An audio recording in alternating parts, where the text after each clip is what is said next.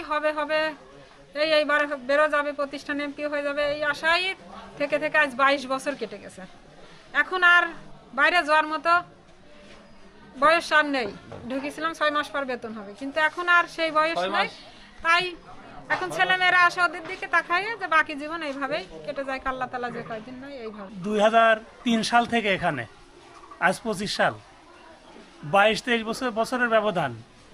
আজ পর্যন্ত এখান থেকে 5টা পয়সা আমাদের কোনো ইনকাম নাই, শুধু আসি যাই।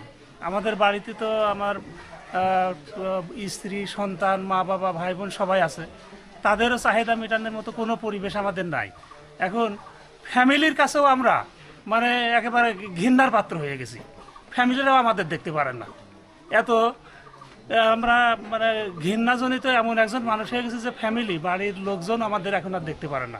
আমরা এখানে আসি, আজ 22 বছর ধরে এখানে আসা যাওয়া করতেছি। আমাদের এই যে